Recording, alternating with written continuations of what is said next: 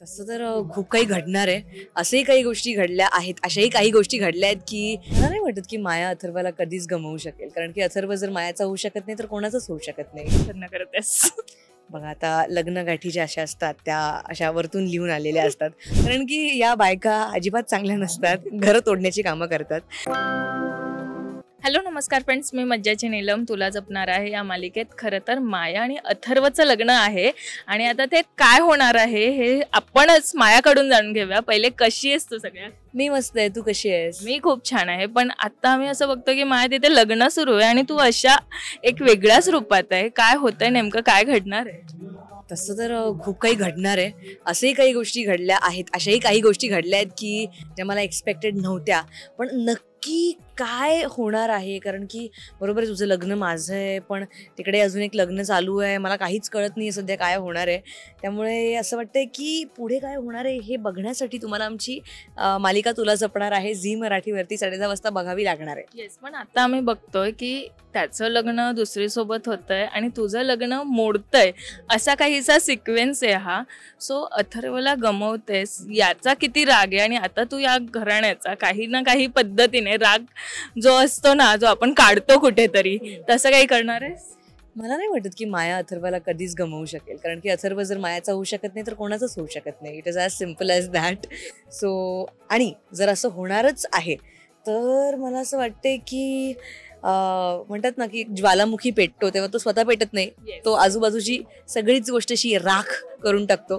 तर मला असं वाटतं की मायाचं जे एक मेंटल स्टेट आहे किंवा मनस्थिती आहे ती या लेवलवर जाणार आहे आणि ते आता काय जाणार आहे किंवा आणखी मला सुद्धा ते परफॉर्म करायचं आहे. So I am really looking forward to it आणि बघूया काय होतं. पण असंही होऊ शकतं ना की त्याचं लग्न हे माया सोबतच होणार आहे, असंही होऊ शकतं ना?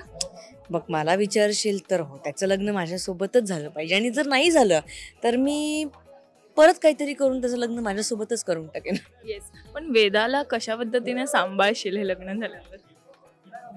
वेदाला कशा पद्धतीने सांभाळेन? आय डोंट थिंक की वेदाला सांभाळण्याचा प्रश्न येईल यानंतर. कारण की तिला सावरायची जास्त गरज नाही आहे. एकदा की माझं आणि अथर्वचं लग्न झालं की हळूहळू वेदासुद्धा तिच्या मार्गाला लागेल, सुखी मार्गाला. पण आता रुचा म्हणून विचारते, रुचा मालिकेचा ट्रॅक धमाकेदार सुरू आहे. प्रेक्षकांच्या प्रतिक्रिया किती येत आहेत आणि कशा पद्धतीने येत आहेत?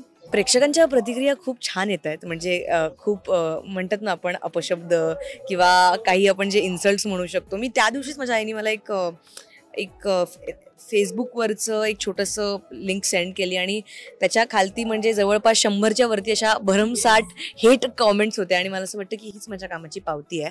आणि रुचा म्हणून म्हणशील तर ऑफकोर्स माया हे कॅरेक्टर आहे खूप it is pretty heavy based, exhausting आहे आणि मेंटली खूप चॅलेंजिंग आहे. त्यामुळे रुचा आणि माया याच्यातला एक बॅलन्स साधताना कधी कधी थोडा त्रास होतो.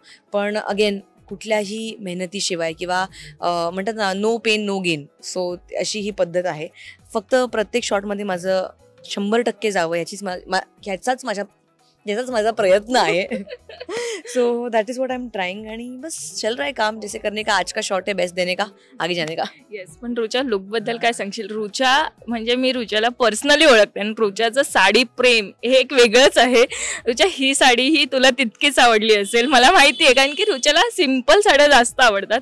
काय सांगशील लुकबद्दल? मला तर सगळ्यात आधी संपदा ताई जी आमची आहे, जी आमची सगळे कॉस्ट्युम्स डिझाईन करते, तिला थँक्यू बोलायला आवडेल. कारण की इतका युनिक, इतके ऑथेंटिक आणि एस्थेटिक, आपण इंडियन एस्थेटिक म्हणतो ना, जे मला रुचाला मुळात आवडतं ते मला वेअर करायला मिळतं. तुम्ही इकडे बघू शकता की मी एक खूप सुंदर अजरक ची साडी नेसलेली आहे जी सिल्कमध्ये आहे आणि प्रत्येक साडीवर किंवा प्रत्येक कलरवर इतकं एनहान्समेंट दिलेली आहे. किंवा तुम्ही हे कानातले बघू शकता किंवा आता हा चुडा आहे आणि आता चुडाने टिकली आहे, पण स्टील ओव्हरऑल जो लुक क्रिएट केलेला आहे तो मला असं वाटतं ट्रेंड छान सेट करू शकतो आणि तीच आमची मनोकामना अशी आहे मी म्हणेन. आणि I am very grateful for such beautiful aesthetic look. म्हणजे जरी मी माया नसते तरी मला रिअल लाईफमध्ये माझ्या लग्नानंतर असं ड्रेसअप करायला खूप आवडेल. पण आता ह्याच्यावरच विचारेल, कधी लग्न करतेस? बघा आता लग्नगाठी ज्या अशा असतात त्या अशा वरतून लिहून आलेल्या असतात. सो स्वामींचा आशीर्वाद मिळाला की लवकरच आपल्या आयुष्यात काहीतरी असं छान होईल, तोपर्यंत म्हणजे काम आता करायचं. लवकरच लग्न करणार आहे असं. माहित नाही, आता बघूया. आता जर झालंच तर तुम्हाला कळेल. येस, पण रुचा जी आम्हाला सोशल मीडियावर दिसते ती मैत्री, प्रेम, सगळ्या नात्यांवर काही ना काही चांगला संदेश देते आणि इथे आम्ही माया बघतो तर ती नातं जपतच नाही. सो मला आता खरंच विचारायला आवडेल, रुचा, नातं म्हणजे तुझ्यासाठी काय असतं? नातं म्हणजे माझ्यासाठी एक निस्वार्थी भावनेने केलेलं प्रेम आहे. कारण की मी बिलीव्ह करते जी काही नाती असतात आपल्या आयुष्यात, जी लाँग टर्म टिकतात, त्याच्यामध्ये जेव्हा आपण काय मिळतंय त्यापेक्षा आपण काय देऊ शकतो या भावनेने आपण जातो ना, तेव्हा ते नातं दीर्घकाळापर्यंत टिकतं. आणि दुसरी गोष्ट अशी आहे की त्या माणसाला जसा आहे तसा, म्हणजे एखाद दिवस तो माणूस नाही आवडणार, एखाद दिवस तो माणूस आवडेल. म्हणजे तू जशी आहेस तशी, मग काहीही असो, ते तुझे छान गुण असो, एखाद्या बाईचे स्ट्रेच मार्क्स असो, काहीही असो, तू जशी आहेस किंवा तू जसा आहेस तसं मला एक्सेप्टेड आहे. आणि प्रत्येक दिवशी, even if it is good और बॅड डेज असतात, प्रत्येक नात्याचे असतात, आय चूज विलिंगली की मला तुझ्यासोबत हा दिवस कम्प्लीट करायचा आहे आणि जे काही आहे आपण एकत्र मिळून करूया. That is what I feel नातं इज फॉर मी. खूप छान. पण रुचा, ही मालिका बघताना रुचा म्हणून काय वाटतं की अथर्वचं लग्न कोणाशी झालं पाहिजे? रुचा म्हणून विचारते, एक प्रेक्षक म्हणून काय वाटतं? मला तरी वाटतं की अथर्वचं लग्न, आय फील थोडा वेळ अथर्वने लग्नच नाही करावं, मला असं वाटतं. कारण की ऑलरेडी जस्ट तो त्या सगळ्या ट्रॉमामधून बाहेर निघाला आहे. आणि जेव्हा आपण एखाद्या हार्टब्रेकमधून बाहेर निघतो तेव्हा पटकन दुसऱ्या नात्यात जम्प करू नये.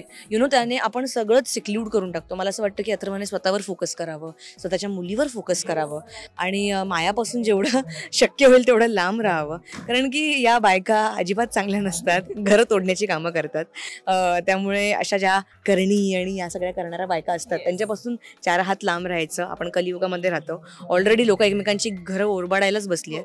त्यामुळे जितकं जमेल तितकं सात्विक राहावं आणि आपली सगळी नाती छान जपावी. अशा डेंजरस लोकांपासून 4 नाही 8 हात लांब राहावं आणि बस आपल्या लोकांना जपावं, एवढंच म्हणेन मी. पण आता लग्न सराई जी सुरू आहे एकीकडे, जी की ते एन्जॉय करतेस, कारण की आम्ही बघतोय की तुमची इतकी धावपळ सुरू आहे की जसं काय खरंच तुमच्या घरात लग्न आहे.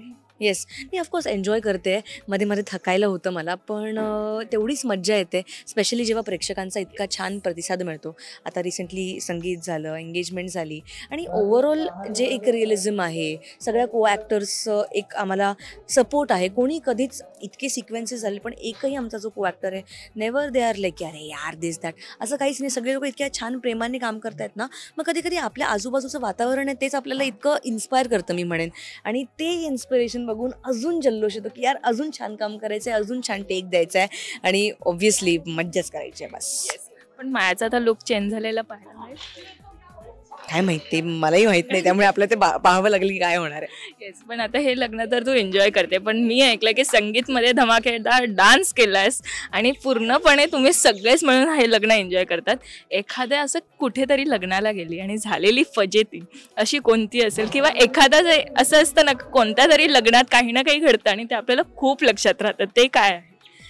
लग्नात म्हणू शकत नाही, हळदीतला मी एक काय म्हणतो आपण, एक किस्सा सांगू शकते. तर मी लहान होते आणि माझ्या मावशीची हळद होती आणि माझी अजून एक मावशी होती आणि ती जरा बदमाश वगैरे आहे, त्यामुळे मी एक करवली होते ग, मी पाठावर बसलेले आणि ती आली, तिने खूप छान प्रेमाने अशी माझ्या मावशीला हळद लावली आणि ती माझ्याकडे आली आणि माझं एक्सपेक्टेशन होतं की मला पण हळद लावेल. तर माझं लक्ष नव्हतं आणि तिने असा गोळा घेतला हळदीचा आणि पाक्कन माझ्या तोंडातच टाकला.